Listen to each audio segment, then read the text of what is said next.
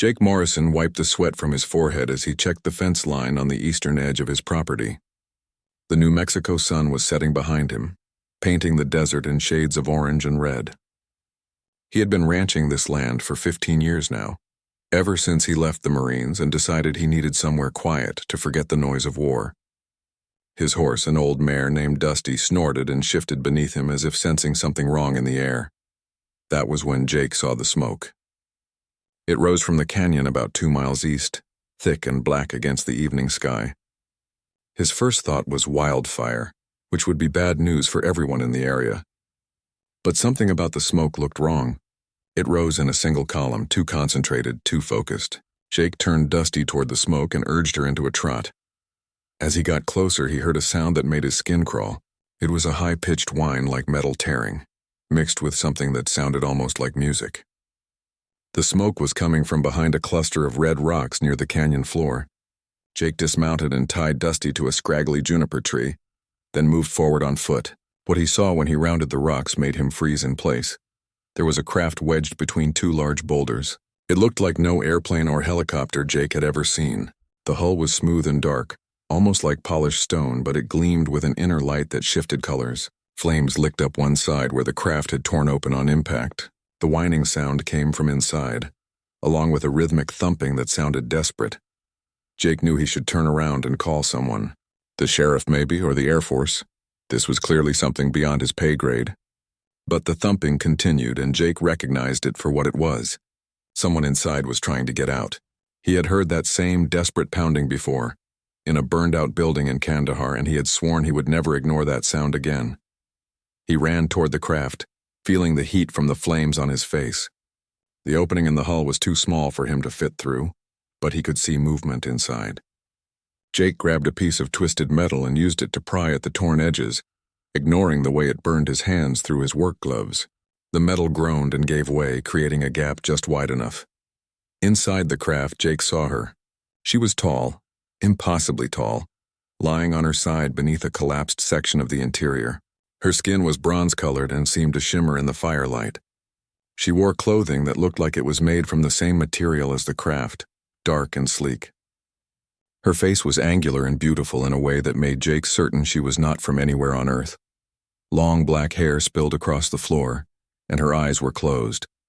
Jake did not think. He climbed into the burning craft and grabbed the woman under her arms. She was heavy, much heavier than her slim frame suggested, and the collapsed section pinning her legs was even heavier. Jake braced his feet and pulled with everything he had. The woman's eyes flickered open for just a moment, revealing irises that were golden and slitted like a cat's. Then they closed again.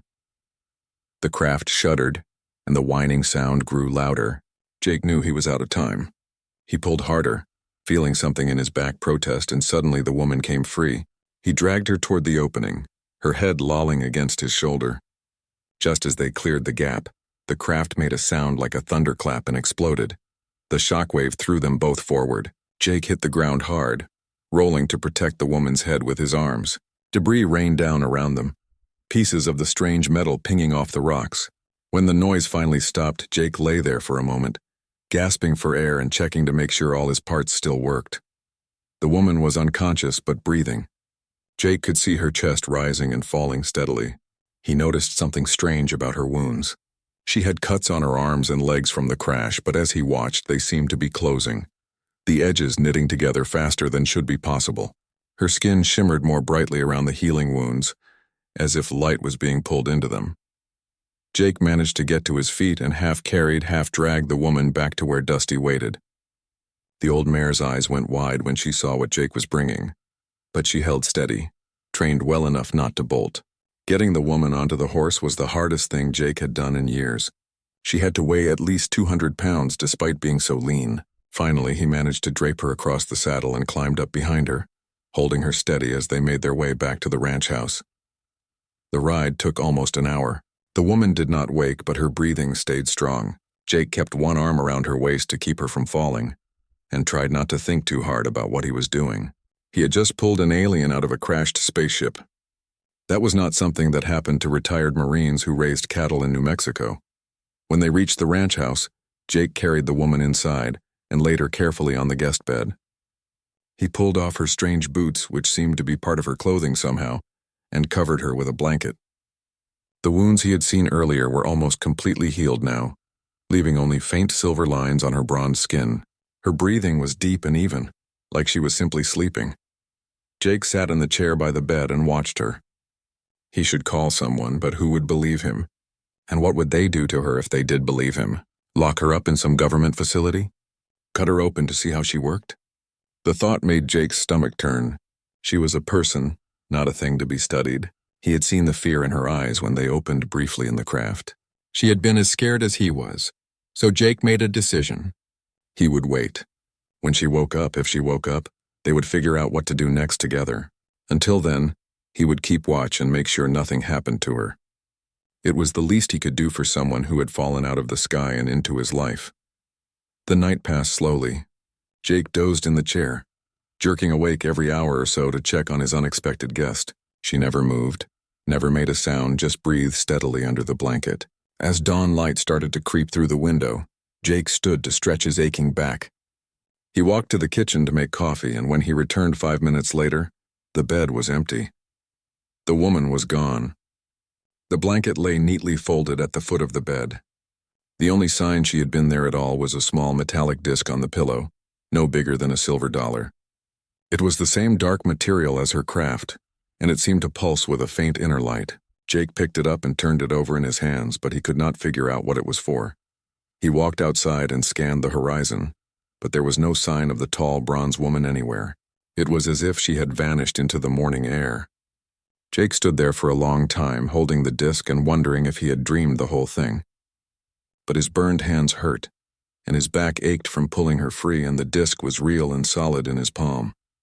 Something had happened last night, something that would change everything. Jake could feel it in his bones, the same way he could feel a storm coming across the desert. He slipped the disc into his pocket and went to feed his cattle, trying to convince himself that life could go back to normal. He was wrong. When Chief Broken Sky and his sons returned the next evening, Jake was waiting on his porch with a list of names written on a piece of paper. He had spent the whole night thinking, pacing his house, looking at that holographic image of the approaching fleet over and over. By dawn, he had made his choice. If the world was going to end unless someone did something, then he would be part of that something. "I will help you," Jake said as the 3 visitors approached, "but I need to know exactly what we are up against and what you can give us to fight with." Chief Broken Sky smiled, a real smile that made him look younger. "Come to our camp. We will show you everything." They walked east into the desert, moving through the twilight until they reached a canyon Jake had never explored before. Hidden in a deep cleft in the rocks were 3 spacecraft, smaller than the one that had crashed but made of the same dark material. Around them, Jake saw more of the wandering people, maybe 50 in total, moving between the ships and a cluster of tents that blended almost perfectly with the canyon walls. Running Deer was there, and Jake felt a strange relief seeing her alive and well. She walked over and placed her hand on her chest, then extended it to him, palm up. "You saved my life, Jake Morrison. I am in your debt." "Just glad you are okay," Jake said, feeling awkward. Over the next 3 hours, they showed him everything. The weapons the wandering people carried, energy rifles that could punch through solid rock, armor that was light as cloth but could stop bullets and energy blasts, holographic displays that showed the Devourer tactics and weaknesses. The aliens were tough, but they could be killed. They relied on overwhelming numbers and brutality, but they were not particularly smart or adaptable. "Your people have something we lost in the stars," Chief Broken Sky explained. "You are still wild, still able to think in new ways under pressure. The Devourers have conquered many species, but all of them were like us, cautious and structured. None of them fought like cornered animals the way humans do." "So you want us to be crazy and unpredictable," Jake said. "We want you to be human," Running Deer replied. "That will be enough." Jake looked at the weapons and armor, the ships and the warriors. Then he looked at his list of names. "I know people who will listen. Not many, but enough to start. They are ranchers, farmers, people who know what it means to defend their land. Can you train them?" "We can," Swift Arrow said. "But we must move quickly. We have 6 months, perhaps less." The recruitment started the next day. Jake drove his truck to the neighboring ranch, owned by a man named Pete Donovan who had worked cattle in New Mexico for 40 years. Pete was tough as leather and twice as stubborn, but he was also sharp and practical. Jake told him everything, expecting to be laughed off the property. Instead, Pete looked at him for a long moment, then said, "You drinking, Jake?" "Stone sober. You hit your head?"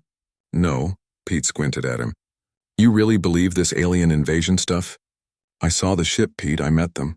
They are real, and what is coming is real." "Show me." Jake drove Pete back to the canyon. Chief Broken Sky had agreed to let Jake bring people one at a time to see the proof. When Pete saw the ships and the wandering people, when he held one of the energy rifles and watched it burn a hole clean through a boulder, his face went hard. "When do we start training?" Pete asked. Word spread slowly and carefully.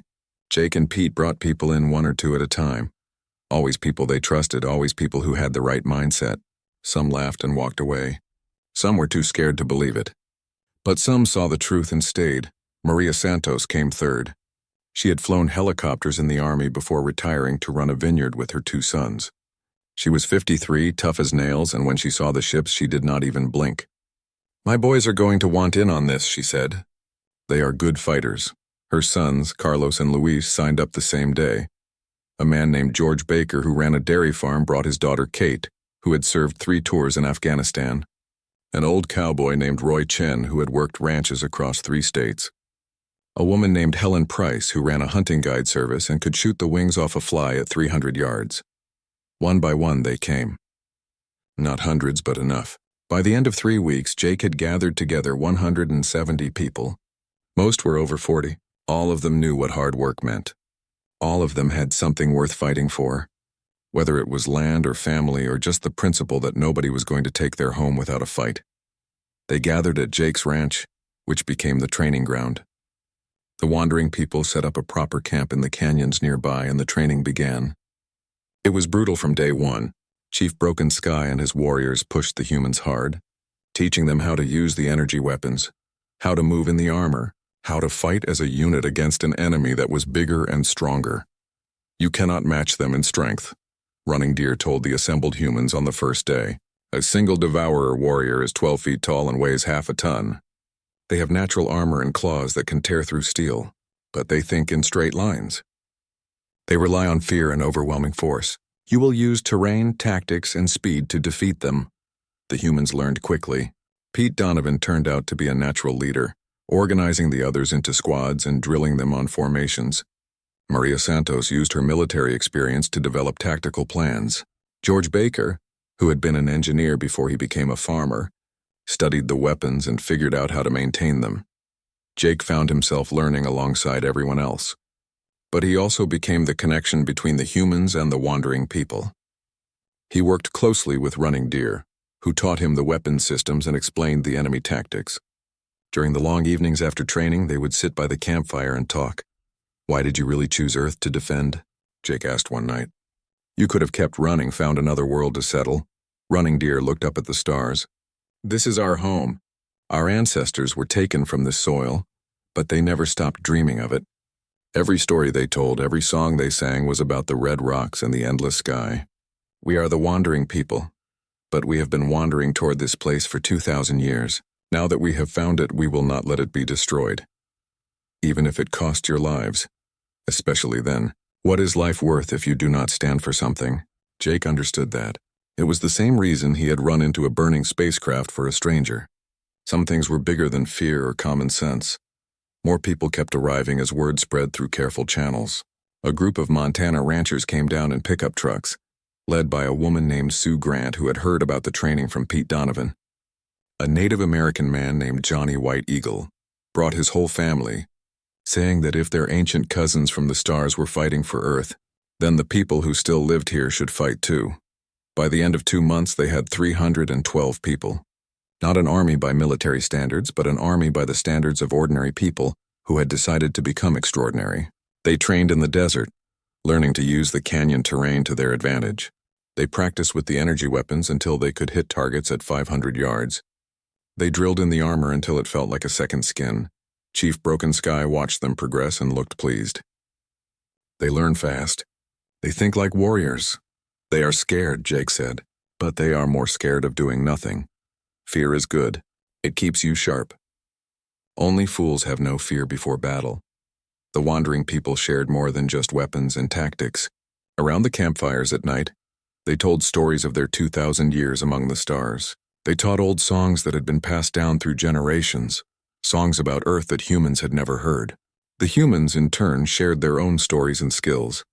Pete Donovan taught some of the younger wandering warriors how to track animals across desert terrain, skills that translated well to tracking enemies. Helen Price showed them hunting techniques that were older than technology. George Baker and the wandering engineers worked together to modify some of the weapons for human use, making them lighter and easier to handle. Two cultures, separated by 2 millennia, were coming back together. They were building more than an army. They were building a family. 3 months into training, the first Devourer scout ship appeared in Earth's orbit. The wandering people detected it immediately and destroyed it with their hidden fleet, but everyone knew what it meant.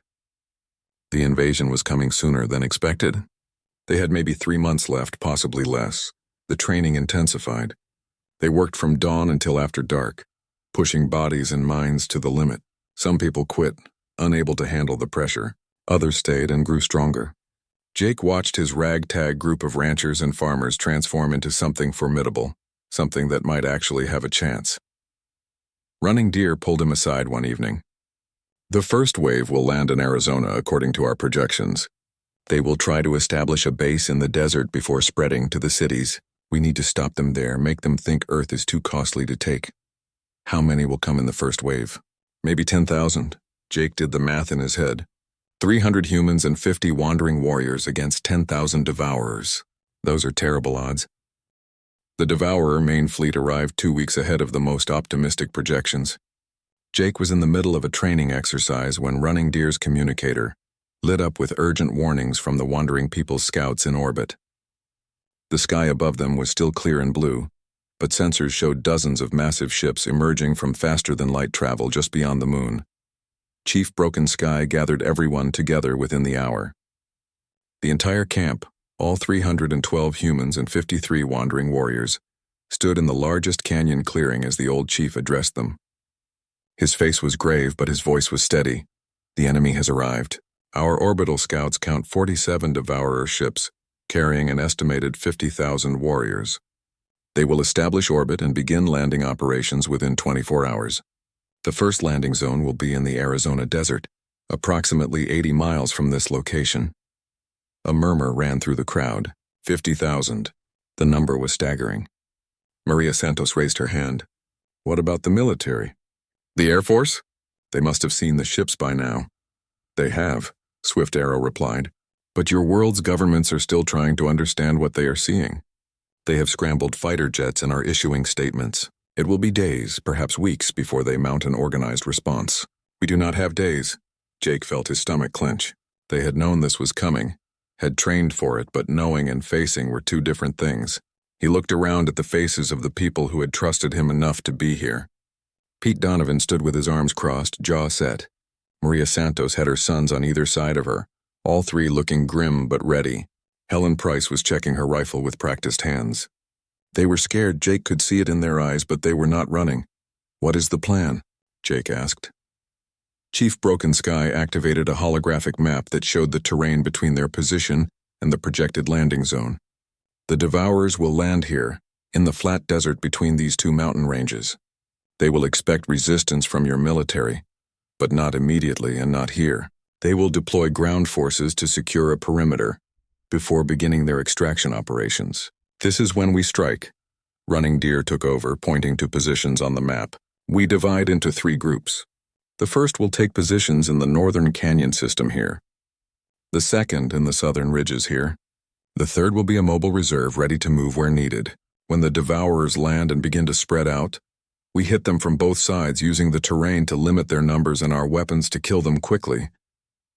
It is an ambush, Pete Donovan said. We are using classic guerrilla tactics. Yes, the Devourers are used to fighting in open space or on flat worlds. They have never faced an enemy that knows how to use broken terrain like this. We will make them bleed for every step they take. George Baker studied the map. What about their ships? Can they provide fire support from orbit? Our fleet will engage them, Chief Broken Sky said. We have 7 ships against their 47, but we are faster and more maneuverable. We will keep them busy enough that they cannot support their ground forces, but we cannot win in space. The ground battle is where this will be decided. They spent the rest of the day preparing. The wandering people distributed the last of their weapons and armor. Everyone checked and double-checked their equipment. Maria Santos worked with the squad leaders to refine the tactical plans. Jake moved through the camp talking to people, offering what encouragement he could. He found Kate Baker sitting by herself, staring at her energy rifle. She looked up when Jake approached. "I am scared," she said quietly. "I have been in combat before, but this is different. Those things are not human. They are monsters." "I know," Jake said, sitting down beside her. "I am scared too. Anyone who says they are not scared before a fight like this is either lying or crazy. How do you deal with it?" Jake thought about that. "You focus on what matters. Not the big picture, not the 50,000 enemies out there. You focus on your squad, the people next to you. You focus on doing your job and keeping them alive. The rest will take care of itself." Kate nodded slowly. "My dad is in the northern group. I am in the southern. What if I do not see him again?" "Then you make sure what he is fighting for matters.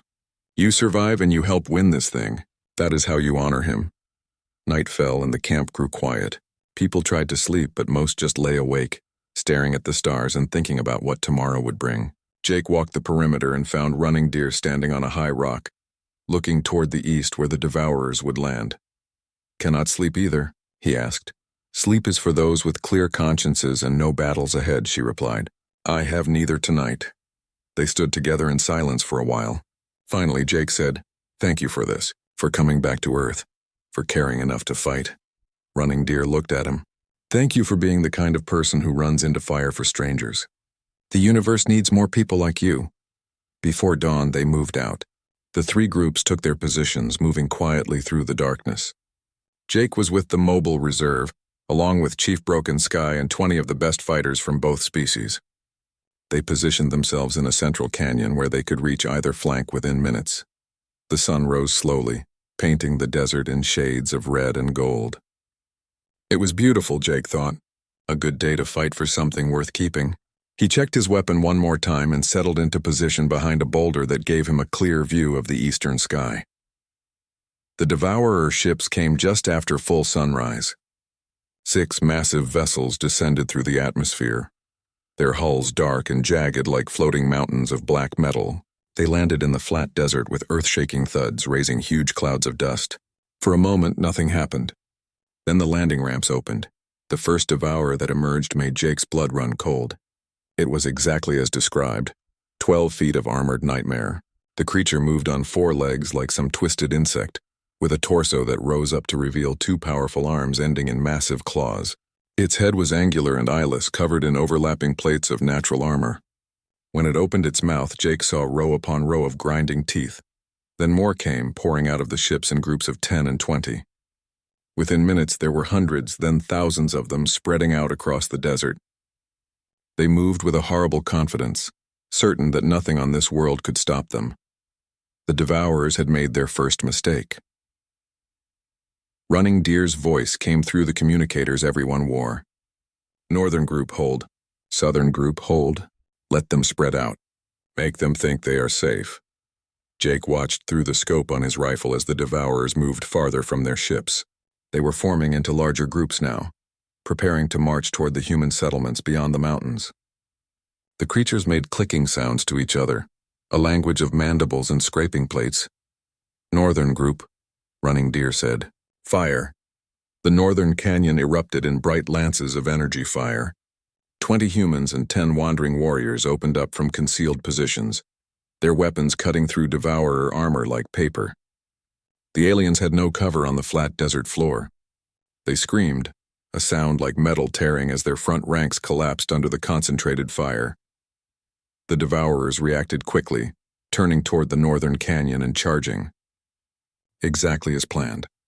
As they bunched up to attack into the narrow canyon mouth, the southern group opened fire from the opposite direction. The Devourers were caught in a crossfire, unable to advance on either position without exposing themselves to the other. "Reserve group, move," Chief Broken Sky ordered. "Hit them from behind." Jake and the mobile reserve force ran through the connecting canyons, emerging a quarter-mile behind the main Devourer force. They opened fire, and suddenly the aliens were surrounded on 3 sides. The Devourers tried to organize a defense, but they were not used to this kind of fighting. Their tactics relied on overwhelming frontal assault, not complex 3-dimensional warfare. The battle raged for 3 hours. The defenders fired and moved, never staying in one position long enough for the Devourers to concentrate their return fire. They used the canyons and ridges like fortresses, making the aliens pay dearly for every attempted advance.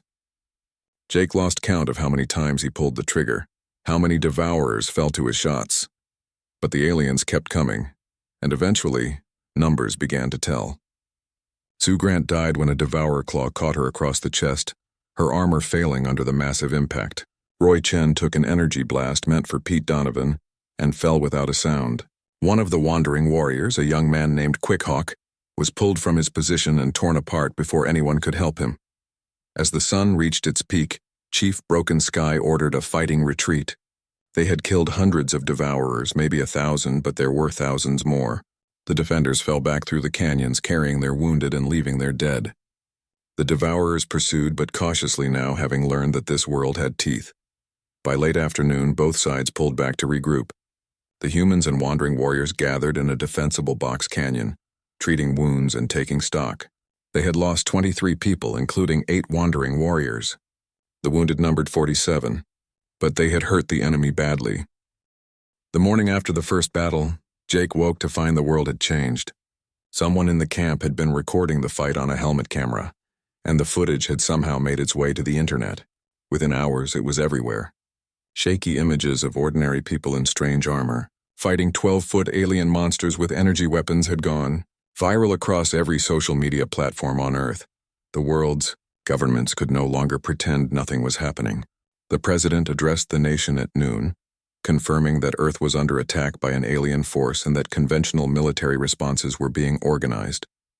Other countries made similar announcements, but the part that caught Jake's attention was when the president mentioned a group of civilian volunteers in New Mexico who had already engaged the enemy. "We are reaching out to this group," the president said, his voice steady despite the insanity of what he was discussing. "We want to coordinate our efforts and provide them with whatever support they need." Pete Donovan laughed bitterly at that. Now they want to help. Where were they when we were begging for someone to listen? But Jake saw the bigger picture. This changes things. If the government is acknowledging us, then other people will believe. We can get more fighters, and they did. Over the next 3 days, while the Wandering People's fleet kept the Devourer ships busy in orbit, and the ground forces regrouped, people started arriving at the camp. They came in trucks and cars, on motorcycles and horses. Some were veterans who had seen the footage and recognized what real combat looked like. Others were ordinary people who decided they would rather die fighting than wait for the monsters to reach their homes. A group of Texas ranchers arrived in a convoy of pickup trucks. A whole family of hunters from Colorado, led by a grandmother who had fought in Desert Storm. College students who had dropped out to learn how to shoot, factory workers and teachers and mechanics. None of them were soldiers in the traditional sense, but all of them had made the choice to stand. Running Deer and her people worked around the clock to train the newcomers, but there were too many and not enough time. The Wandering People had brought all the spare weapons and armor they had, but supplies were running low. George Baker and his engineering team started working with human manufacturers who had been secretly contacted, trying to reverse engineer the alien technology, or at least make compatible ammunition. Maria Santos took charge of organizing the growing force into coherent units. She divided people based on their skills and backgrounds. Hunters became snipers and scouts. Construction workers became demolition experts. Farmers who knew every inch of the local terrain became guides and tactical advisors. Jake found himself in an unexpected role as the public face of the resistance. News crews showed up at the camp, and though he tried to avoid them, Chief Broken Sky convinced him to speak. "People need to see that this is real," the old chief said. "They need to see a normal person, someone like them telling them it can be done. You are that person, Jake." So Jake gave interviews, standing in front of cameras and trying to explain how a retired Marine rancher had ended up leading a fight against an alien invasion. He kept it simple, kept it honest. These things came to take our world. We decided to make them regret it. Anyone who wants to help is welcome. Bring whatever skills you have and a willingness to fight for your home. The response was overwhelming. Within a week, they had over 2,000 people in the camp. The logistics became a nightmare, but Helen Price proved to be a genius at organization. She set up supply lines, coordinated with local authorities who were willing to help quietly, and ensured everyone was fed and equipped as well as possible. The Devourers did not wait for them to get comfortable. On the 5th day after the first battle, the aliens launched a major assault. This time they came prepared, using their own air support and advancing more cautiously. The battle was fiercer than the first, lasting from dawn until well after dark. The defenders held, but barely. They lost 97 people that day, including Carlos Santos, Maria's younger son. Jake found her that night sitting alone and staring at nothing. He did not know what to say, so he just sat with her until she spoke. He died saving his squad, she said finally. Stayed behind to cover their retreat, just like his father would have done. I am sorry, Maria. Do not be sorry. Be ready to make it count. That is all any of us can do now. Luis, her surviving son, took his brother's death hard but channeled it into a cold determination that made him one of the most effective squad leaders in the camp. He trained the new recruits with the intensity that scared some of them, but those who stuck it out became formidable fighters. Chief Broken Sky reported that the Wandering People's fleet was taking losses in orbit. They had destroyed 6 Devourer ships but lost 3 of their own. The enemy was bringing in reinforcements faster than they could be stopped. The situation in space was becoming untenable. We need to hurt them on the ground badly enough that they pull back, Running Deer explained at a strategy meeting. If we can destroy their landing zones, their ability to reinforce their ground forces, we might force them to reconsider the invasion. That means attacking their ships directly, Pete Donovan said. Those things are fortresses. They are fortresses designed to defend against attacks from the air and space, George Baker interjected. What if we came at them from underground? Everyone turned to look at him. He pulled out maps of the area, showing the extensive cave systems that ran beneath the desert. These tunnels connect all through this region. Some of them pass right under where the Devourer ships landed. If we could get explosives into position beneath their landing sites, we could do serious damage. Swift Arrow studied the maps. It would be incredibly dangerous. The tunnels could collapse, trap the teams inside, and you would need to get very close to plant charges powerful enough to damage a ship that size. I will lead the team, Jake said. The words came out before he had time to think about them, but once spoken, he knew they were right. George, you come with me to handle the technical side. We will need 6 more people who know demolitions and are not afraid of tight spaces. Running Deer looked at him. I am coming too. Your father needs you here to coordinate the defense. My father has Swift Arrow and Grey Wolf for that. You will need someone who knows Devourer ship design to identify the weak points. That is me. They assembled the team over the next few hours.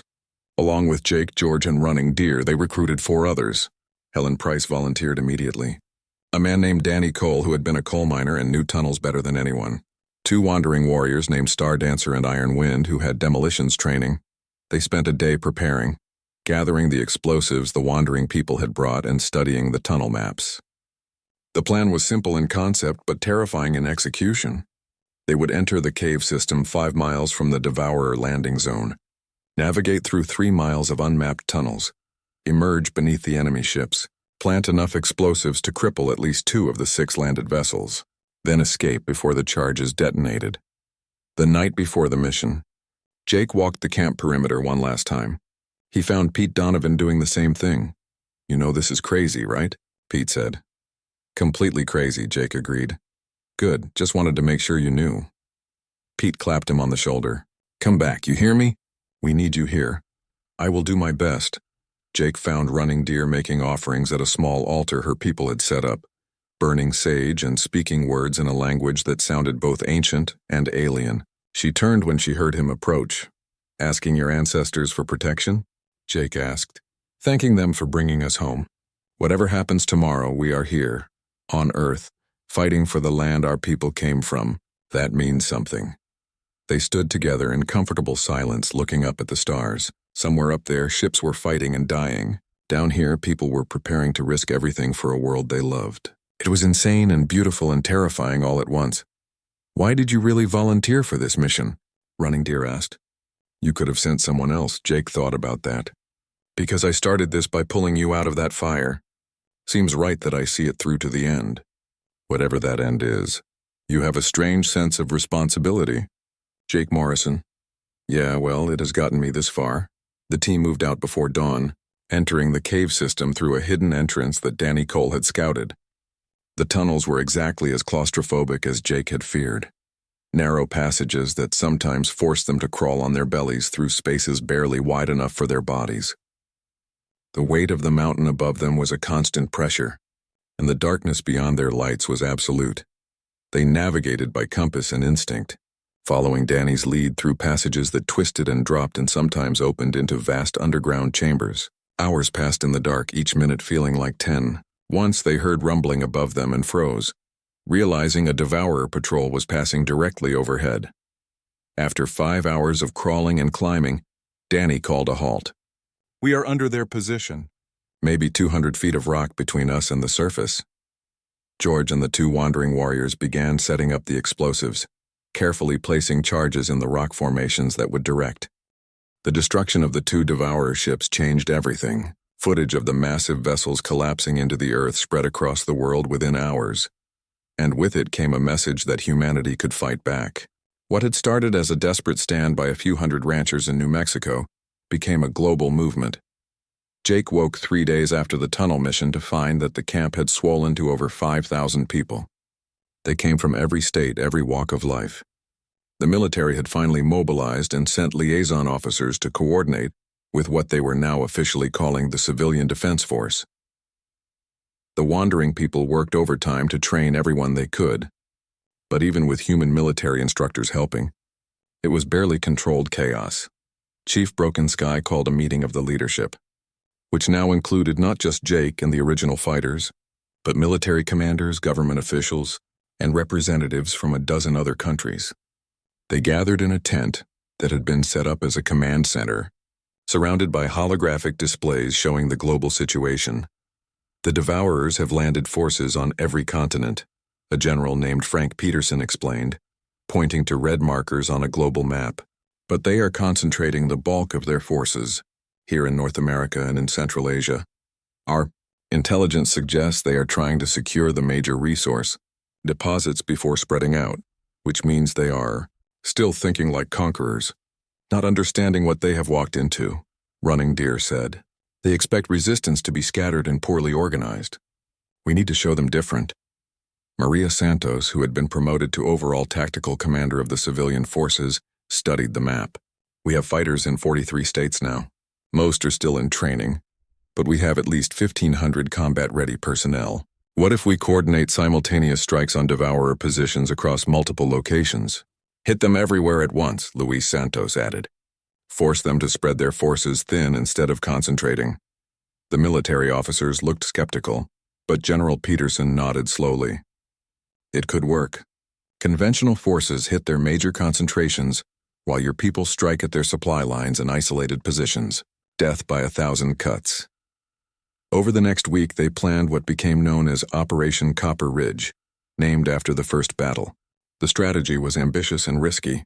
Every available fighter, whether civilian or military, would launch coordinated attacks on Devourer positions at dawn on the chosen day. The wandering people's remaining ships would provide orbital support where possible, and human air forces would hit targets that had been identified through reconnaissance. Jake found himself spending less time in the field and more time coordinating with other resistance cells. He spoke with a group in Montana who had ambushed a Devourer patrol using modified mining equipment. He advised a team in Florida who were using the Everglades swamps to their advantage. Everywhere he looked, humans were adapting, learning, finding new ways to hurt an enemy that had never faced this kind of resistance. Pete Donovan led a raid on a Devourer supply depot in Arizona, destroying enough equipment to cripple their operations in the region for weeks. Helen Price, still recovering from her crushed leg, trained sniper teams from a wheelchair and refused to accept medical discharge. George Baker worked with scientists from around the world to reverse engineer Devourer technology, making breakthroughs that allowed human factories to produce compatible ammunition and energy cells. But the cost kept mounting. Every victory came with losses. Every successful mission meant more names on the memorial wall they had erected at the camp. Kate Baker died defending a civilian evacuation convoy. Johnny White Eagle and his son were killed when their position was overrun. Star Dancer, one of the wandering warriors who had gone on the tunnel mission, sacrificed himself to detonate explosives that destroyed a Devourer command post. Running Deer stayed close to Jake during this time, and they grew closer than he had expected. Late one night, after a particularly brutal strategy session, she found him sitting alone outside his tent. "You should sleep," she said, settling down beside him. "Should do a lot of things. Sleep is not high on the list. You are carrying too much weight. You cannot save everyone, Jake, I know that. 'Does not make it easier." She was quiet for a moment. "My people have a saying. The warrior fights not to win every battle, but to ensure there are more battles to fight. You are giving people hope, giving them a chance. That is enough, is it? Sometimes I look at all these people who came because I asked them to, and I wonder if I did the right thing. How many of them are going to die because they believed me? How many of them would have died helpless and afraid if you had done nothing? You gave them a choice. That matters." Jake looked at her, this tall bronze woman from the stars who had crashed into his life and changed everything. "Why did you stay? After the tunnel mission, you could have gone back to your ship, helped coordinate from orbit. Why stay on the ground?" Running Deer met his eyes. "Because you are here. Because I learned something from you, Jake Morrison. I learned that some things are worth the risk. Some people are worth standing beside." Before Jake could respond, alarms started blaring through the camp. They both jumped to their feet and ran toward the command center, where General Peterson was staring at holographic displays with a grim expression. "What happened?" Jake demanded. "The Devourers just dropped a mountain," Peterson said. "Literally. They used a kinetic strike from orbit to destroy a city in China. 12 million people gone in an instant." The room went silent. Jake felt sick. They had been fighting for weeks, winning small victories, thinking they were making progress. But the Devourers had just reminded them how utterly outmatched humanity still was. "They are trying to break our will," Chief Broken Sky said quietly. "They want us to surrender, to stop fighting." "Then they do not understand humans at all," Maria Santos said, her voice hard as iron. This just made it personal. She was right. The news of the kinetic strike spread across the world, and instead of breaking humanity's will, it hardened it. More people volunteered. Factories that had been producing civilian goods switched to weapons manufacturing. Scientists who had been working on peacetime projects turned their attention to finding weaknesses in Devourer technology. The world was angry, and anger was a powerful fuel. Operation Copper Ridge launched 3 days later. At dawn on a Tuesday morning, coordinated strikes hit Devourer positions across the globe. In New Mexico, Jake led a force of 200 fighters against a Devourer staging area. They used everything they had learned, every tactic that had worked before. The energy weapons cut through alien armor. Human ingenuity found ways to outthink an enemy that relied on brute force. The battle lasted 6 hours. When it was over, the Devourer staging area was a smoking ruin and Jake's force had suffered 30% casualties. But they had won. More importantly, reports started coming in from around the world. Montana had succeeded. The Florida teams had succeeded. In Asia, a combined force of Chinese, Indian, and Japanese fighters had destroyed a major Devourer command post. Not every strike succeeded. Some teams were wiped out completely, some retreated under overwhelming fire, but enough succeeded that the Devourers began to pull back, consolidating their forces instead of spreading out. For the first time since the invasion began, humanity had seized the initiative. That night, exhausted and covered in dust and blood that was not all his own, Jake stood with Running Deer on a ridge overlooking the camp. Thousands of campfires dotted the darkness below, each one representing people who had chosen to fight. "We are winning," Running Deer said. "Not the war, not yet. But we are winning the right to keep fighting. How long can we sustain this? We are losing people faster than we can replace them. Help is coming. My father received word from other species that have fought the Devourers before. They are sending ships and supplies. It will take time for them to arrive, but they are coming. We just need to hold until they get here." "How long?" 3 months, maybe 4. Jake did a quick mental calculation of their current casualty rates against their remaining forces. The math was not encouraging. "We might not have 3 months. Then we make them fight for every day, every hour. We make them bleed until they decide Earth is not worth the cost. Running Deer took his hand, her bronze fingers intertwining with his scarred ones. We do what warriors have always done. We stand. Over the following weeks, the pattern repeated. The human and wandering forces would strike, hurt the enemy, then fade back into terrain the Devourers could not easily navigate. The aliens would retaliate with overwhelming force, but by then their targets had moved. It was guerrilla warfare on a planetary scale, and slowly, painfully, it was working. The Devourers started making mistakes.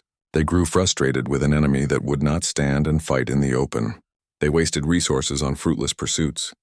Their commanders began arguing among themselves, something the wandering people's intelligence interceptors picked up and exploited.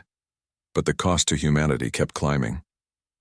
The memorial wall at the camp ran out of space and they had to start a second one. Then a third. Pete Donovan was badly wounded in an ambush and spent 2 weeks in a hospital before insisting on returning to duty. The arrival of the Allied ships brought more than just weapons and supplies. It brought something humanity desperately needed but had been running short on, proof that they were not alone in this fight.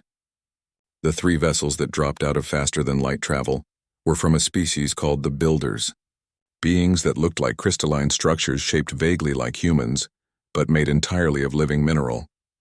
Their representative, who spoke through a translation device in a voice like wind chimes, met with Chief Broken Sky and the human leadership. We fought the Devourers 30 years ago. They consumed 2 of our colony worlds before we drove them back. When we heard that Earth was under attack, we knew we had to help. No species should face them alone. The Builders brought advanced shields that could be adapted to human and wandering technology. They brought weapons that could penetrate Devourer armor more effectively. Most importantly, they brought detailed intelligence on Devourer command structures and tactics gathered from decades of conflict. The key is their Hive commander, the Builder explained, projecting a holographic image of a massive Devourer that was easily twice the size of the normal warriors. Each invasion fleet is controlled by one. Kill it and the coordination falls apart. The fleet becomes chaotic, easier to defeat. Where is the Hive commander? Maria Santos asked. On the largest ship, the one that remains in high orbit. It never comes to the surface, directing operations from safety, but our sensors can now track it precisely. Jake looked at the image and then at Chief Broken Sky. We need to get to that ship. It would be a suicide mission, Swift Arrow said. The ship is surrounded by Devourer defensive positions and fighter craft. Even if you got aboard, you would be fighting through thousands of warriors to reach the commander. So we do not go in force, Running Deer said. We send a small team, fast and precise. Get in, kill the commander, get out before they know what happened. General Peterson, who had been replaced by a woman named Linda Hayes after his death, shook her head. Our shuttles cannot get close to that ship without being detected and destroyed. But ours can, Chief Broken Sky said. The wandering ships have stealth capabilities. We can get a team close, but once they board, they will be on their own. No support, no extraction if things go wrong. I will lead the team, Jake said. It was not a request, Running Deer immediately spoke up. I am going too. As am I, Luis Santos added. For my brother. Over the next hour, they assembled a strike team of 12. Jake, Running Deer, and Luis were joined by Helen Price, who had recovered enough to fight despite her limp. A wandering warrior named Nighthawk, who was the best close-quarters fighter in the entire force. 3 human Special Forces soldiers who had been working with the civilian resistance. 2 Builder warriors who knew Devourer ship layouts, and Pete Donovan, who refused to stay behind when Jake was going into danger. They spent 3 days training in a mock-up of a Devourer ship interior that the Builders helped construct. They drilled on the approach, the breach, the route to the command chamber, and a dozen different contingency plans. Everyone knew the odds of coming back were minimal, but nobody backed out. The night before the mission, the camp held what amounted to a wake. People gathered around fires, telling stories and singing songs. Jake found himself surrounded by fighters who had become family over the months of war. They did not say goodbye because saying it out loud would make it too real. Instead, they told jokes and shared memories and tried to pretend tomorrow was just another day.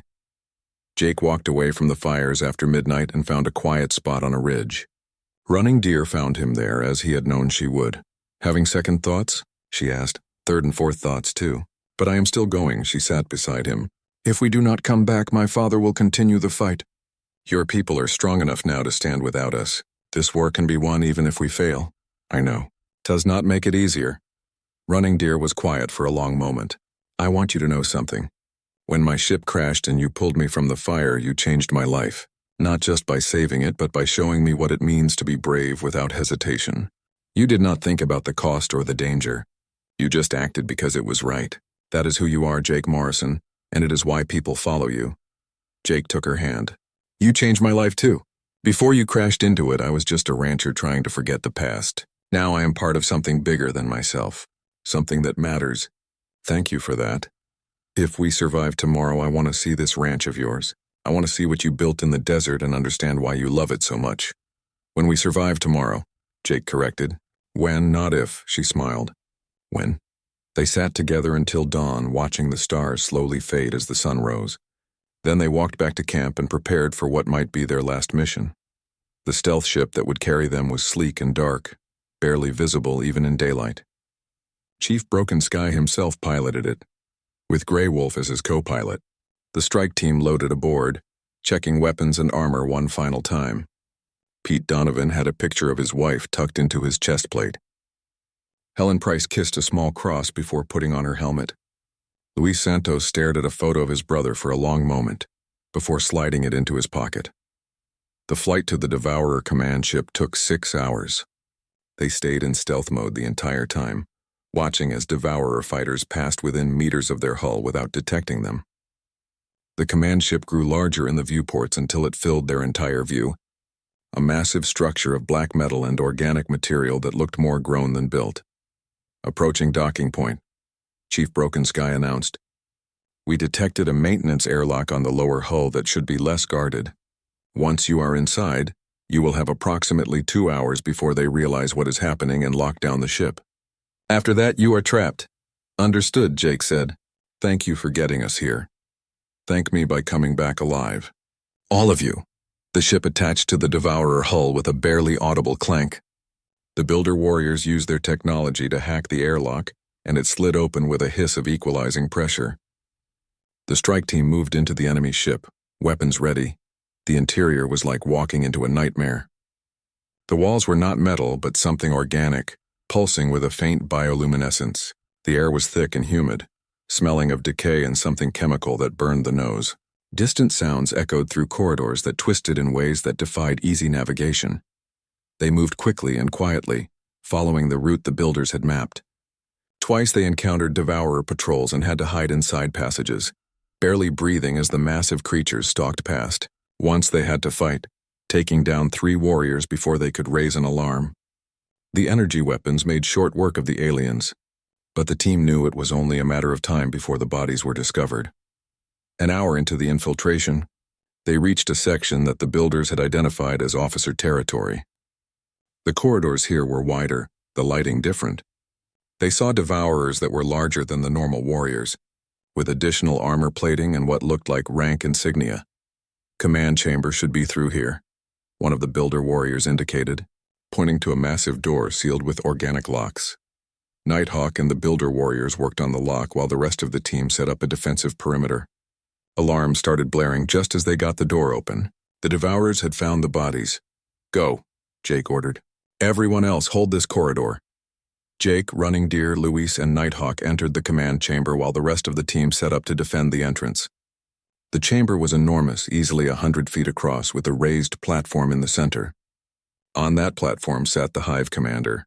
It was massive, larger than Jake had imagined from the hologram. 20 feet tall and built like a tank, with armor that looked almost like a shell and multiple sets of limbs. Its head was crowned with spines that glowed with bioluminescent patterns. When it saw them, it made a sound that was part roar and part something else. A noise that seemed to bypass ears and go straight to the brain, triggering primal fear. The 4 fighters spread out and opened fire. Their weapons scored the Hive commander's armor but did not penetrate. The creature moved with terrifying speed for something so large, one massive claw sweeping out and catching Nighthawk across the chest. The wandering warrior was thrown across the chamber, his armor cracked. Luis dodged another strike and fired point blank into the creature's side, finally punching through the armor. The hive commander screamed, the sound like metal tearing.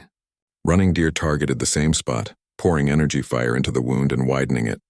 Jake saw his chance and took it. He ran directly at the hive commander, sliding under its guard and jamming his rifle into the open wound. He pulled the trigger and held it down, pouring concentrated energy directly into the creature's body. The hive commander thrashed, trying to reach him, but Running Deer and Luis kept up their fire, distracting it. With a final shuddering spasm, the hive commander collapsed.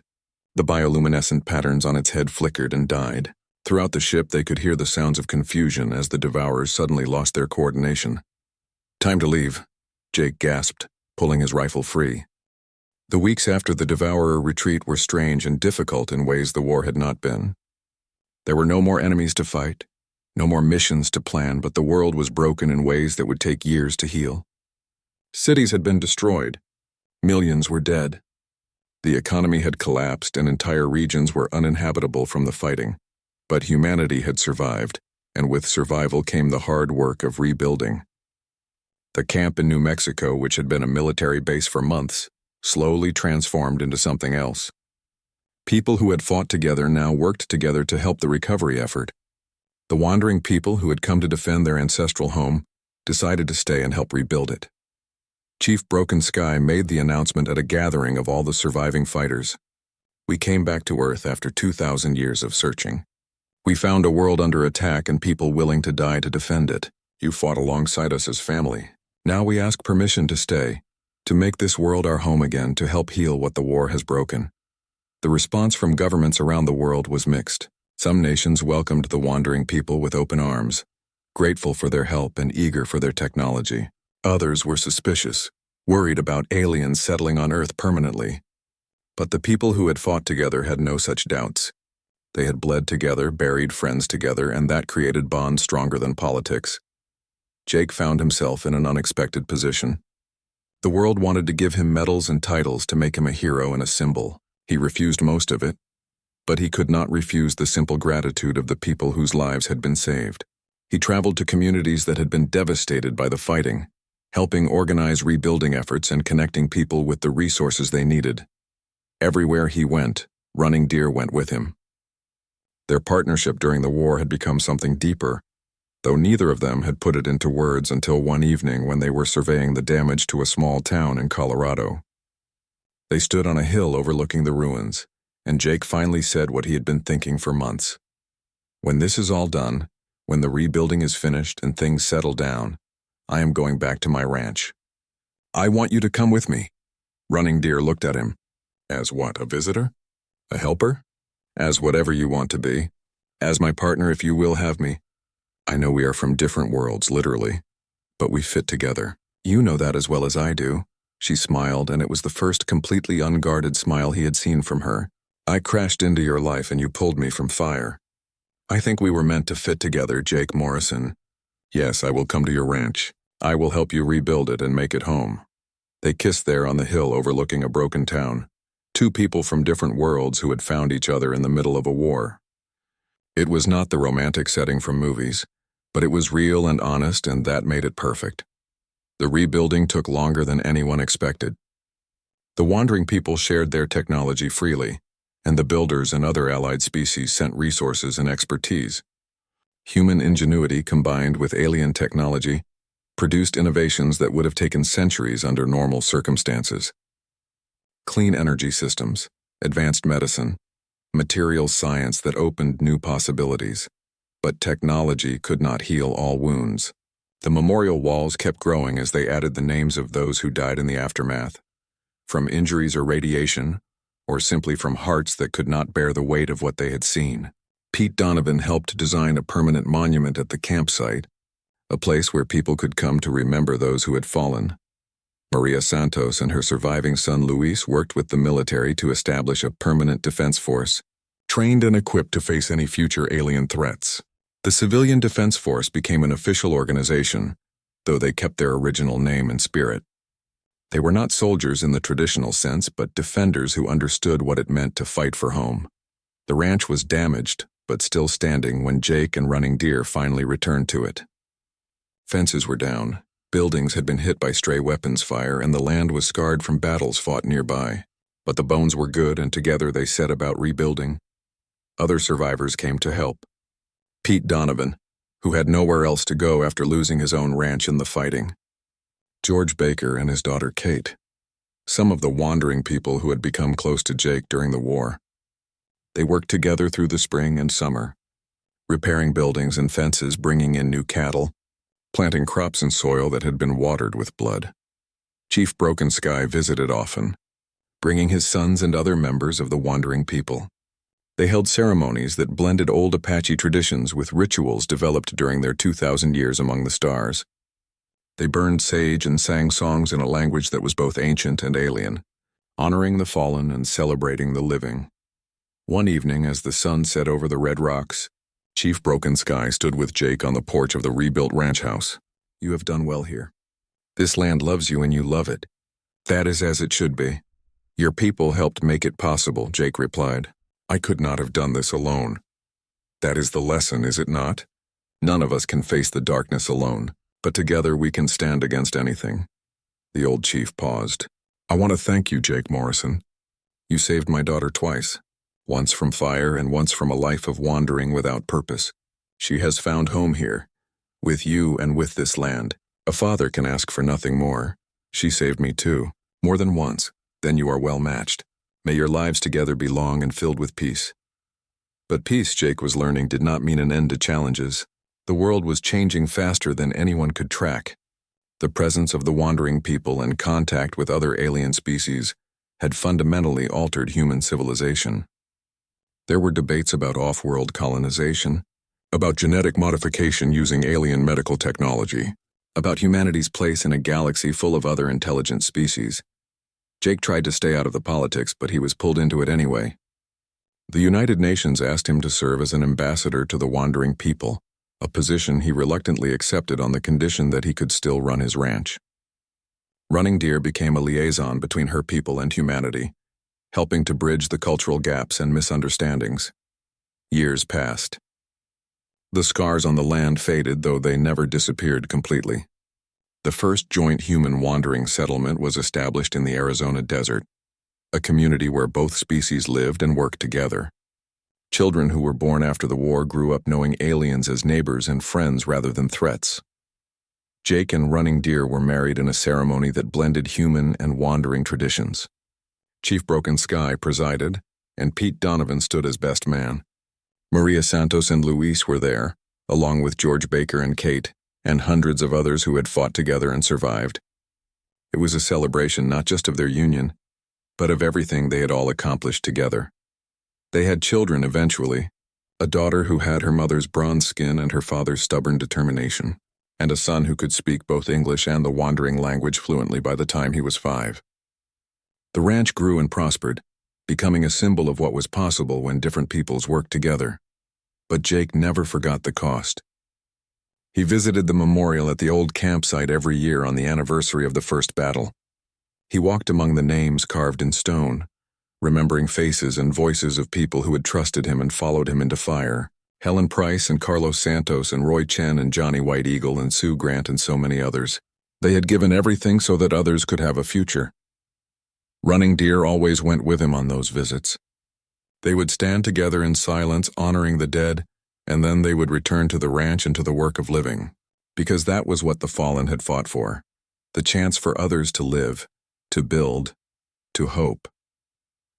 10 years after the war ended, the first colony ship launched for a distant star system.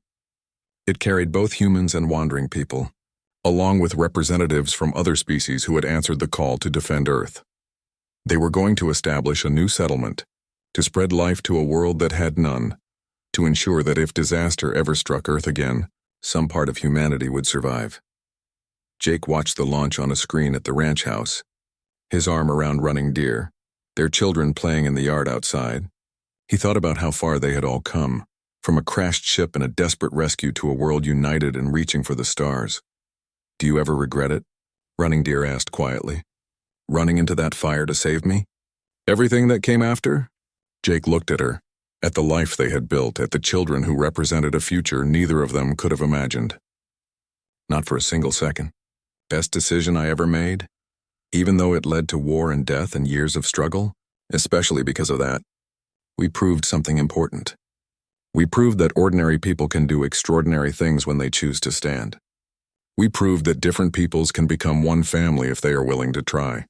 We proved that Earth, for all its problems and divisions, is worth fighting for. She smiled and kissed him. You are a philosopher now, Jake Morrison.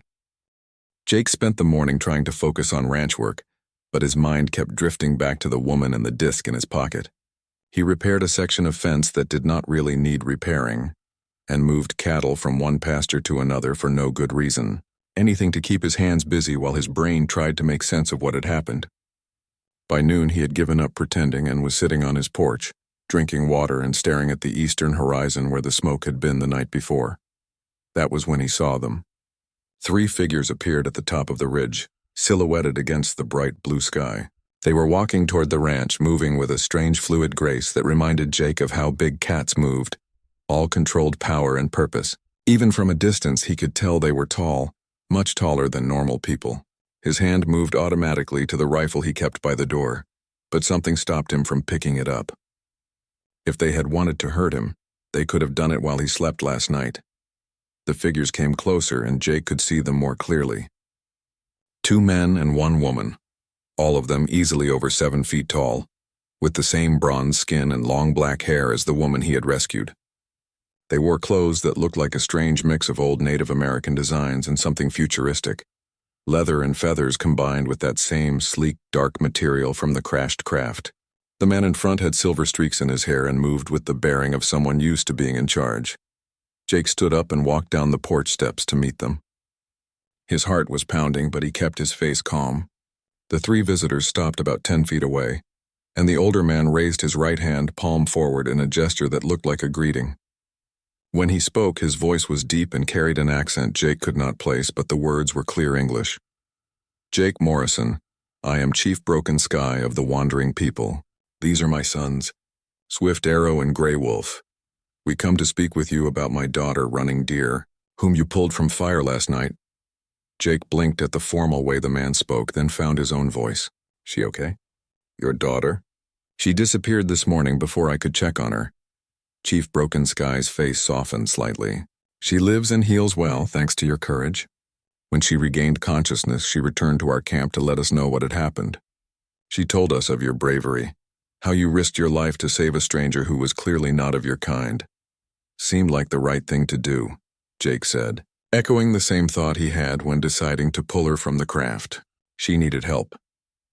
One of the younger men, the one introduced as Swift Arrow, smiled at that. Most of your kind would have run away or called their authorities. You chose differently. Chief Broken Sky nodded. This is why we have come.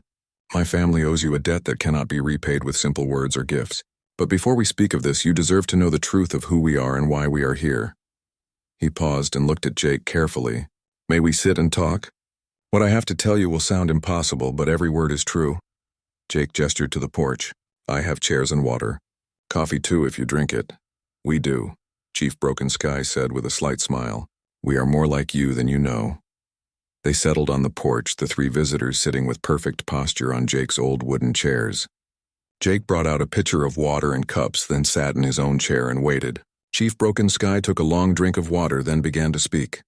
2,000 years ago, by your Earth calendar, my ancestors lived on this land. They were called Apache by the Spanish who came later, but they called themselves the people. They were warriors and hunters living in harmony with this desert and these mountains. Then others came from the stars, a race of beings who collected intelligent species from primitive worlds to serve as soldiers in their wars. Jake listened, his mind reeling but his body still. This was insane. But the 3 people sitting on his porch were proof that something beyond normal was happening. They took several hundred of the people from their homes and brought them to ships in the sky. My ancestors fought, but the technology was too far beyond them. They were taken to a world far from here and told they would fight or die. So they fought. They learned to use the weapons and ships of their captors. They became the finest warriors in that empire. Grey Wolf, the younger son who had not yet spoken, leaned forward. But the people never forgot Earth. They passed down stories of the red rocks and the endless sky, the hunts and the ceremonies. They kept the old ways alive even as they learned new ones. Chief Broken Sky continued. 500 years after the taking, the empire fell apart in civil war. My ancestors seized ships and fled, becoming wanderers among the stars. They took the name the Wandering People and swore they would one day return to Earth. But space is vast and the way was long. We searched for 2,000 years. You found your way back, Jake said quietly. We did. 3 years ago, we located Earth and began watching from a distance. We saw how your species had grown and changed. We saw your wars and your peace, your cruelty and your kindness. We debated whether to reveal ourselves or simply watch. Then we discovered something that changed everything. The old chief's face grew dark. There is a species moving through this sector of space. You would call them the Devourers. They consume worlds, stripping them of all resources and leaving dead rocks behind. They have destroyed 17 inhabited planets in the last 50 years. Swift Arrow spoke, his voice tight with controlled anger. We have fought them before. Our ships are advanced, our warriors skilled. But we are few, perhaps 20,000 in total. The Devourers number in the millions. Earth is next on their path, Chief Broken Sky said flatly. Our scouts estimate they will arrive in 6 to 8 months. Your governments have no idea they are coming. Your weapons, though impressive for your level of development, will not be enough to stop them. The Devourers will land on every continent and consume everything. Every human will die or be taken as slaves. Jake felt his stomach go cold. Why are you telling me this? Why not go to the government, the military? We have tried, Grey Wolf said. We sent messages to your world leaders.